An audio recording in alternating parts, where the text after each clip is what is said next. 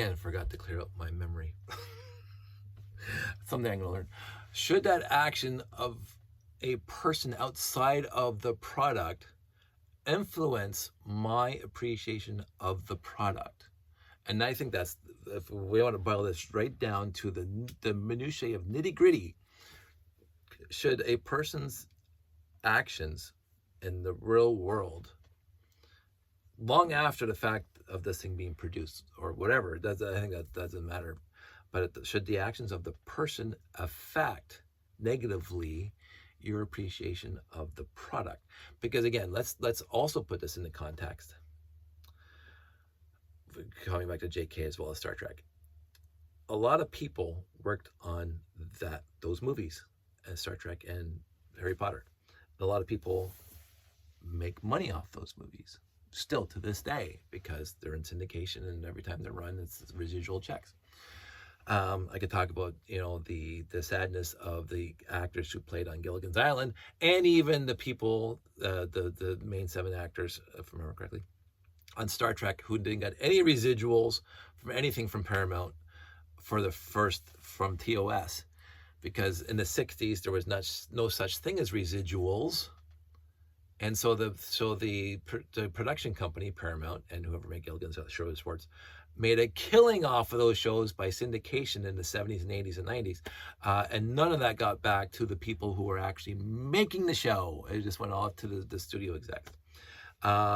There's a quick story about that, again, for a tangent. Dawn Wells, who played Mary Ann on Gilligan's Island, is the only person that was on cast that made lots of money off that show, because she was dating a guy who was into finding cast for shows, and she was dating him, and this is a brand new thing. He says, I'm going to get you a chance to get on Gilligan's Island. I think it'd be good for you, but I will be there to negotiate your contract. And she when she got the part, he went in there and negotiated. And he says, for every single time that Gilligan's Island is shown on TV, Dawn Wells gets something. I don't know what that something was, but she gets something. That's residuals. And the rest of the cast didn't get that. Because who heard of residuals back then? As they said in Back to the Future rerun, what's that? But that's what happened. So Dawn Wells, out of the entire cast, made millions of dollars off of Gilligan's Island, because she lived a long time, and every time Gilligan's Island was on TV, she made money. Whereas the entire cast of Star Trek made nothing on the original TOS. And that was one of the sticking points why Nimoy wasn't going to come back for the motion picture until that got resolved. Now, I'm not sure if it did. I think it did. I think they built in residuals. Maybe, I can't remember the exact story, but that's why Nimoy wasn't coming back, because Paramount was making money, huge. Like, you could not turn on a day of TV without having Star Trek on. And this is for cable. Star Trek is on, playing at least on ATV at somewhere every hour of every day of every month of every year since 1972. You can always watch Star Trek. I did. So, and yet the cast got nothing. In the 70s, all the other TV shows started talking about residuals, and you would get residuals for if you got to the point where syndication. And that worked out well. I think the people in the Emergency and $6 Million Man and whatever, they got money from every time those shows were on after the first run. And I don't know what the exact model is, whatever. And then Roddenberry, rightly so, said to, because they forget the motion picture. Star Trek 1 through 6 done.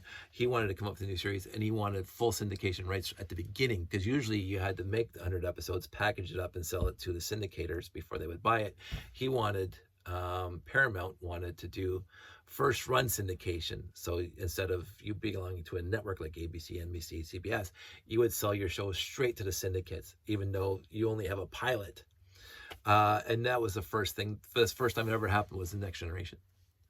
That's what happened. The Next Generation sold itself to TV stations, not to ABC, NBC, CBS, or Fox. It sold itself syndicated straight to the TV station, and it was a huge shot in the dark. Like, don't get me wrong. Although Star Trek had a huge following, I don't think they were worried about failure. But it was a huge shot in the dark, and it worked first run syndication. And so you don't have to wait until you get a package of 100 episodes to sell. But anyway, all that said, should I like Star Trek, the motion picture, less because that actor's in there? No, absolutely not. First, and again, my point is, other people are making money off that still to this day. So every time not to say that every time I watch it, somebody's going to make money off it, but you are hurting other people's lives that had nothing to do with that person doing what he did.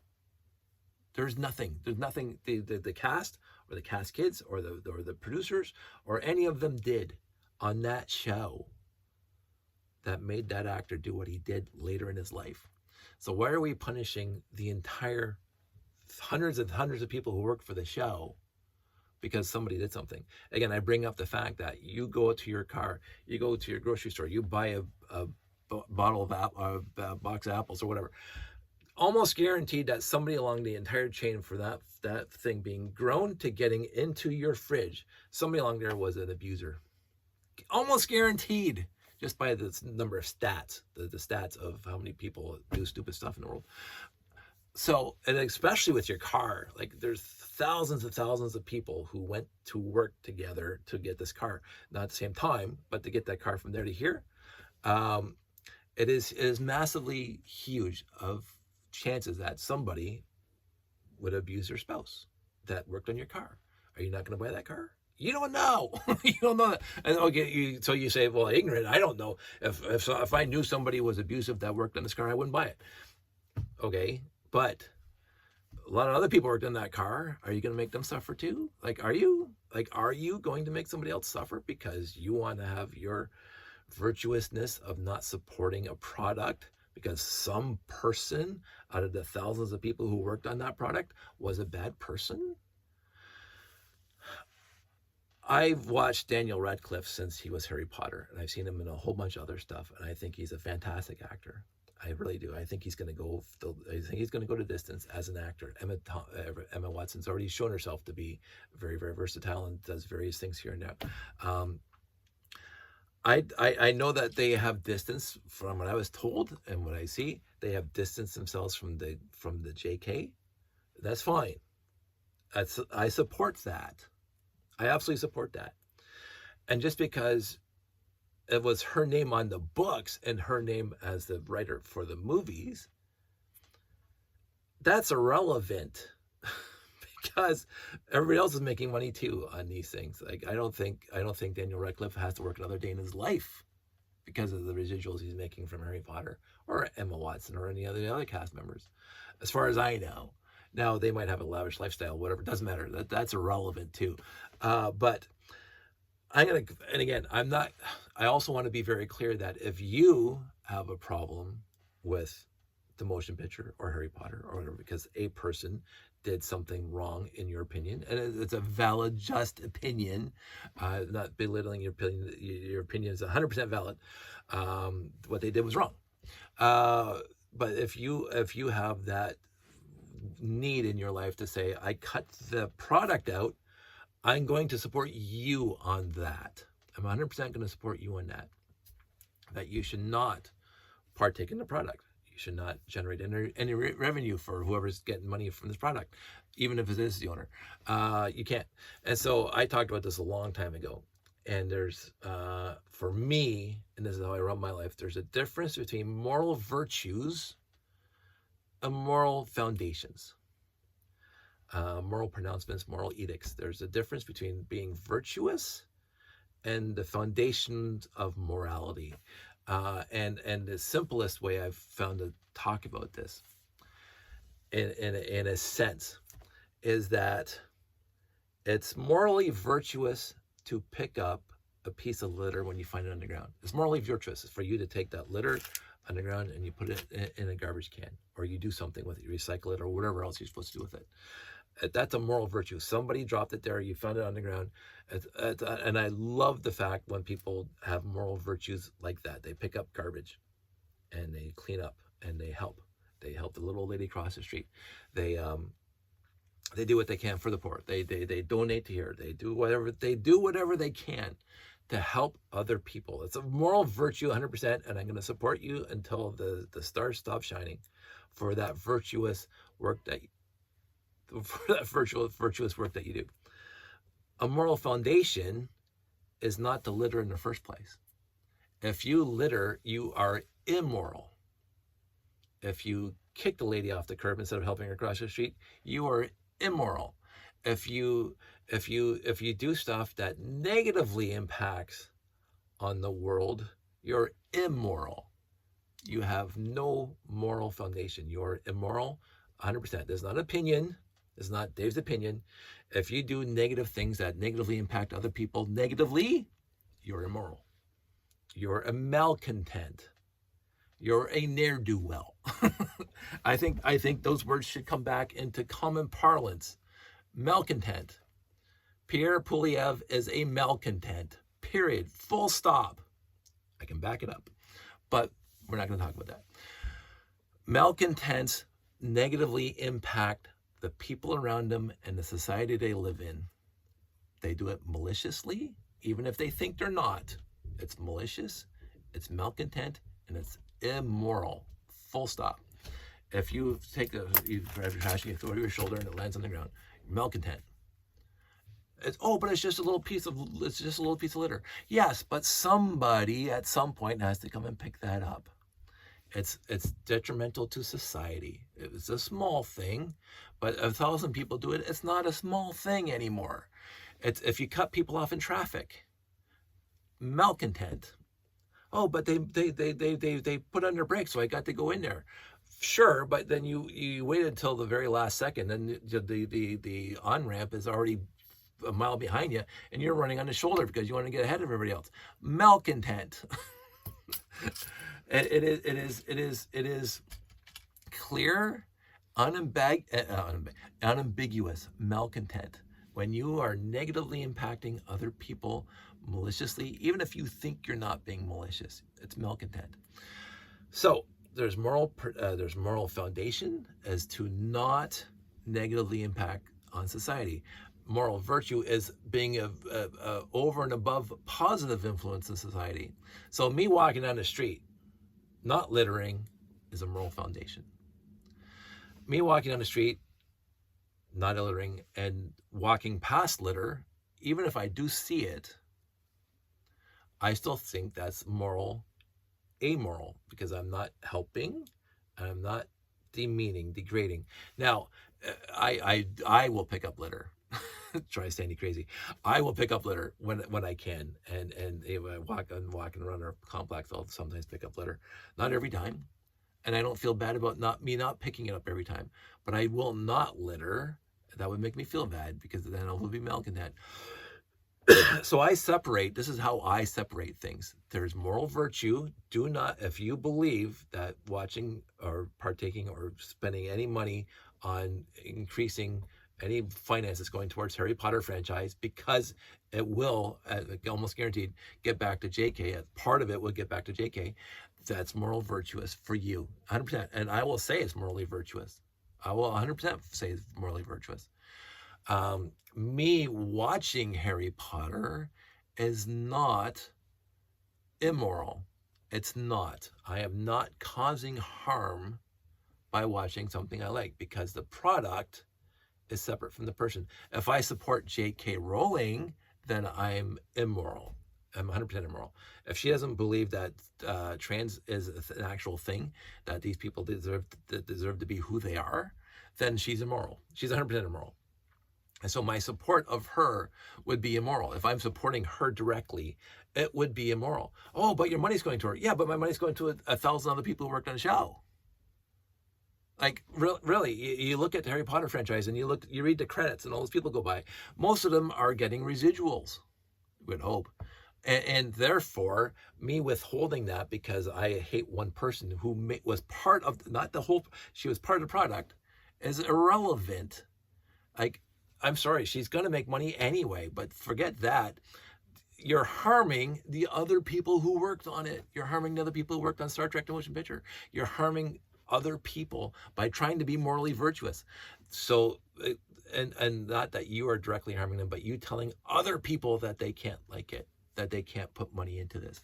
That's the harm. You not watching it, not harming at all. You telling other people that they can't watch it is the harm. It is exactly the same thing as me telling people that they have to stop drinking alcohol. It's exactly that was my point the other video. It's exactly the same point. A drunk driver killed a very, very wonderful and dear person to me and my entire family. Snuffed her life out like that. One night, a drunk driver took her life. She was 21. She had the entire world ahead of her. Literally the entire world. She was top of her class. She was hugely influential in the church, and the singing and the pianos and the kids. She was a wonderful, decent, beautiful. I cannot explain to you. You talk to anybody from that church back then. She was one of the most dear, sincere, beautiful people we ever knew. And this isn't rose-colored glasses because she died at 21. She was always like that, even before. We all knew it. We all knew it.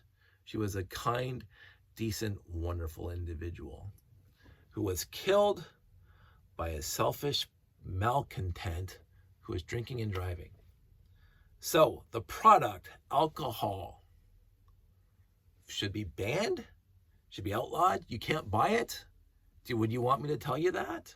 Because that person killed somebody because they drank and drive? Some people do that. I find those people to be, you can't do that. I can't even understand the logistics of it. Forget the logistics. Alcohol is not the issue. It's like, no, you can't do that. And so therefore, you have to separate. A moral foundation is to not drink and drive. A moral virtue is not to drink alcohol if you don't want to drink alcohol. I don't drink alcohol, although I don't think it's a moral virtue for me not to drink alcohol. I just can't be bothered. It honestly comes down to I cannot be bothered to drink alcohol. I think for me it'd be a waste of time. If people think this is a waste of time, that's all power to you. I don't think it's a waste of time. But I will not drink alcohol. And the older I get, the more adamant that I get. And I'm also adamant that it's not a big thing. The more adamant I'm not going to start drinking alcohol. And yet, I have no problem with people who do. I have no problem with that. As long as they do not negatively impact anybody else with that, I will not stop them from buying alcohol. What do I care? Doesn't matter to me. Because what's his name did whatever he did, I'm not going to stop liking the motion picture. I like that movie. Not too many other people do, but I like that movie. And when it's on TV, I'm going to watch it. And sometimes I'm going to grab my DVD that I got over there, although I don't have a DVD player, but I'm going to watch it because for me, it's a wonderful movie. And I can separate the person from the product. I can separate JK from Harry Potter, even though she wrote it. Doesn't matter to me. Do you know, I grew up on the Hardy Boys books. I grew up reading voraciously. I can say that nice down to voraciously. I read the Hardy Boys books, and I bought every single one of them from 1 to 58. Sold them all now, but I had every one of them, and I was proud that I had every one of them. I found out well into my 20s that the publisher was not nice at all to the people who wrote those books, because it wasn't F.W. Dixon that wrote any of those books. F.W. Dixon was a pseudonym of a whole bunch of stock writers in the back room there that got paid pittance for putting these books out. That's what I was told afterwards. And I felt bad, because they should get lots of money, because you can't go anywhere, at least when I was growing up, you couldn't go anywhere without people having Hardy Boys books. Like, I don't think it's as big as it was when I was a kid. That they didn't, the people who actually wrote it were treated deplorably. But that's not going to stop me from appreciating those books. Now, if I knew who it was, I'd send them some money, because they were fantastic books.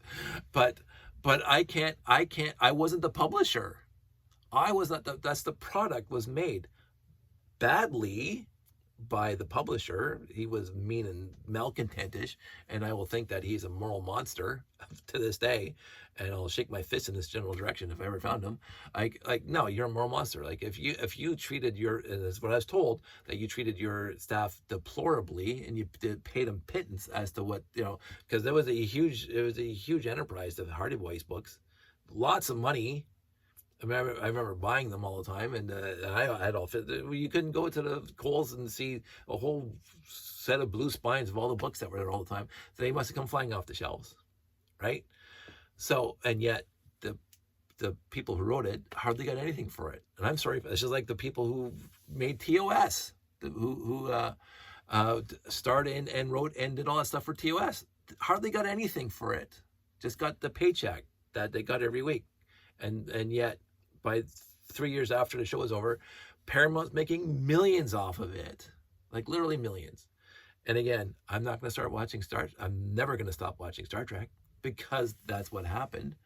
I'm not going to do it. I'm going to love TOS. I keep on vacillating between TOS and TNG. It's my favorite. DS9's right down there. Again, I'm going to keep on mentioning that because a lot of people love DS9. I found it to be the least interesting Star Trek show. It was a great science fiction show, but it was the least interesting Star Trek show out of all of them for being Star Trek. It was the least Star Trek show out of everything. The least.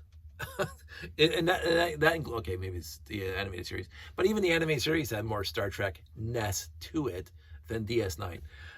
People, oh, Discovery is not Star Trek. Are you kidding me? Star Trek, Discovery was perfect Star Trek. It was just not for you. Like if you watched, again, Let That Be Your Last Battlefield or the Private Little War, then you should absolutely know that Discovery was 100% built on that mythos, that idea of taking the 20th century, 21st century issues and projecting them out into the 32nd century, which is where Discovery ended up. It's not my favorite series. I thought there was a whole bunch of problems with it, but you know, one of the problems wasn't that people say it wasn't Star Trek. It was wonderful. It was really good Star Trek. It was really good Star Trek. And they were just comparing it that it was too woke and it's too whatever. Star Trek, literally, Star Trek was built on being woke. That was the premise of Star Trek. You had a black communications officer in 1966. She is the fourth in command of the bridge. And you think that Star Trek wasn't woke? Are you kidding me? Like, it's astounding to me that people say Star Trek's too woke these days. Did you watch the original series? Did you watch it? Because I don't know if you watched it. Because if you watched it, you missed it. Star Trek was literally built on being woke. And I'm not going to stop watching TOS because they didn't pay their original people. Hopefully they're getting money now, but I'm still not going to stop watching it. I'm not going to stop watching Harry Potter when it's on TV. I love Harry Potter. It's not my favorite series. Back to the Future, better. But I look at the product and I rate the product. It doesn't matter behind the scenes for enjoying the product at all. What happened behind the scenes. It doesn't matter. It doesn't matter to the person 5, 10, 15, 20 years down the road who made that product. Again, I bring up Bing Crosby, who was a complete and utter malcontent. I will spit on his grave. Well, I'm not going to do that because that's littering. But I do not appreciate one iota Bing Crosby as a person. Do not. He is dead to me. Well, he's dead anyway. He means nothing to me, him as a person. The movies he made, I love. I'm sorry, I love them. I absolutely love them. I will watch White Christmas every single year and be happy I'm watching it. And I don't care. Because I separate the product from the person. And so that is, it's not immoral for me to like the product. It's a moral virtue if you don't because of your reasons, but it's immoral of you to tell somebody else that they can't like the product. That's immoral. That's you being a malcontent. You're telling somebody else that they have to stop enjoying something they love, like Harry Potter, or like White Christmas, or like drinking alcohol, because somebody who was related to that show, even if it was the main person related to that show, did something that is clearly wrong, or said something that's clear, or has a stance, or has a moral a standard that is not right, but you are throwing the product out because of the person, and I have a problem. I have a tough time with that. To me, that's immoral. You have to separate. You can attack. You can rally against. You can point out why she is wrong, 100%. And I'm going to back you up, and every single time you do so, I will sign your petition that she should smarten up, whatever it is. But if you start petitioning that Harry Potter shouldn't be on TV anymore and people should stop buying the books, we're done.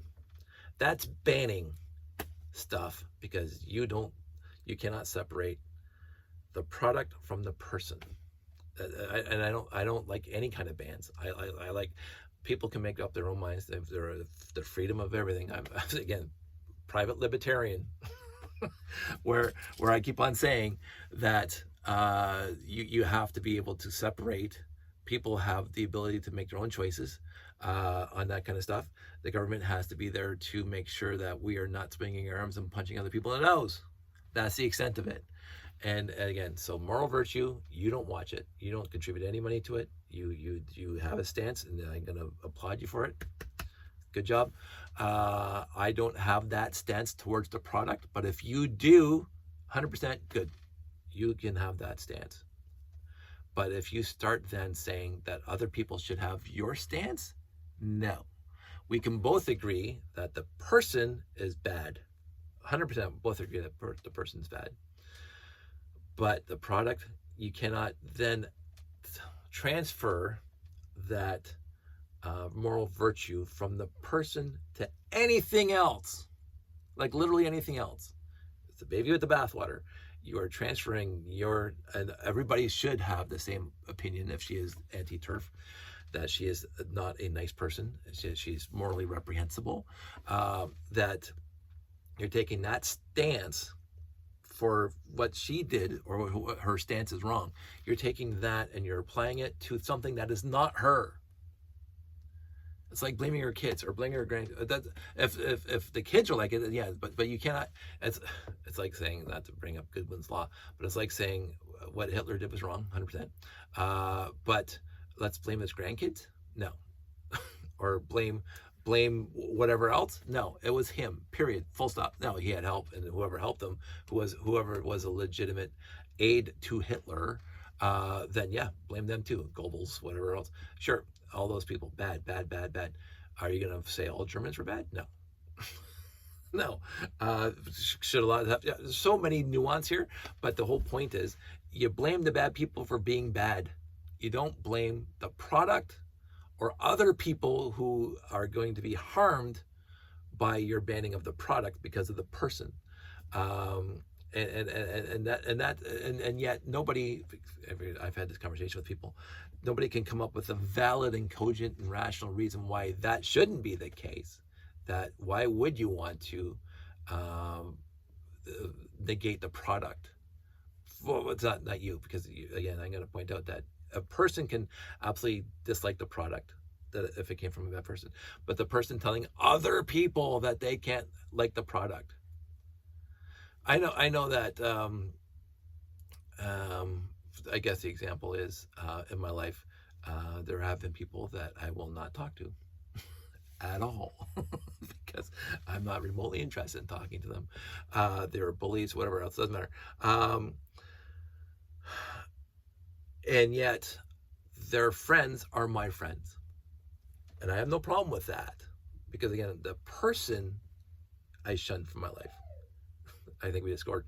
But the people he hangs out with, I'm not going to think any less of them because they want to hang out with him. Why would I do that? Why would I do that? They are allowed to make their own choices. They are 100% allowed to make their own choices. If they want to hang around me, they can hang around me. If they want to hang around them, I'm not going to say, oh, you can't talk to so-and-so because I'm upset with them. Those words have never been uttered from my life ever. You do you. Again, I'm walking in this direction. I can't keep on. This is why this whole thing is a fundamental testament to who I am. I am walking in this direction. If you want to be with me, be with me. If you don't want to be with me, then don't be with me.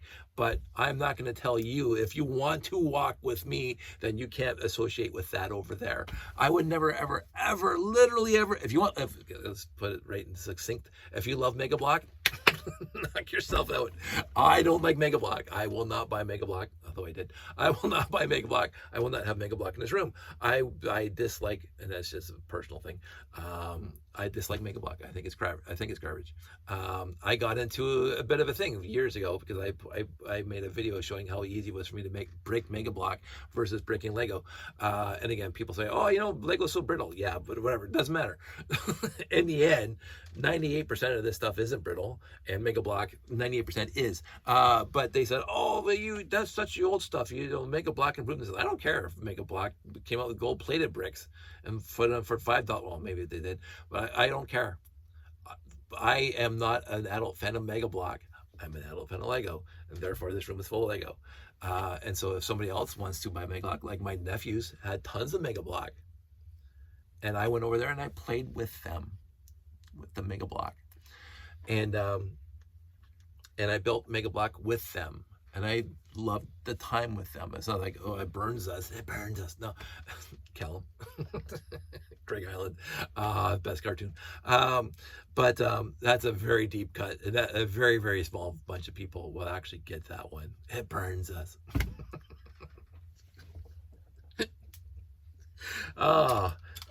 Again, another time that's gone. It's another sad testament of how fast time's gone by.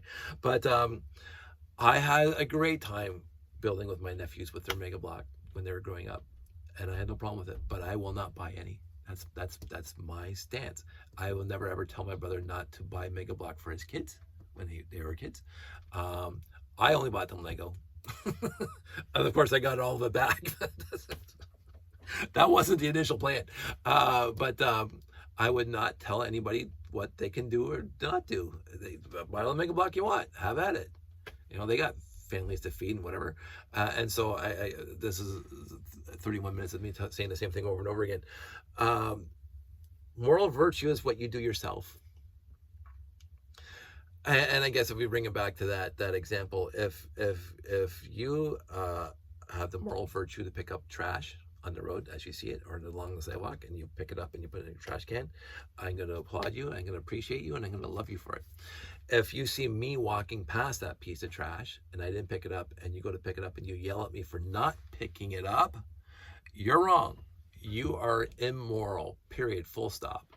It's not your place to tell me what my moral virtues are, because you don't know if I picked up 99 pieces of trash 5 seconds ago. You don't know. You do not know, because I do. But you don't know that. And it doesn't even matter if I didn't. You have no right, no place, no worthiness to tell me, because I didn't pick up the piece of litter on the ground that one time, that I'm immoral. It's not, you are no longer morally virtuous, you are morally repugnant. Now, if you see me littering, and again, I do this sometimes, you see me littering, throw it on my shoulder, and you go pick it up and you yell at me, then you're still morally virtuous. By the way, so there's nuance here. If you see me littering, people should not litter. It's immoral to litter. Nobody's ever come up to me with any reason. Stealing, again, there's some gray area. We can go into that if we talk about it sometime, but the moral virtues as to why you can steal at some point, not all the time.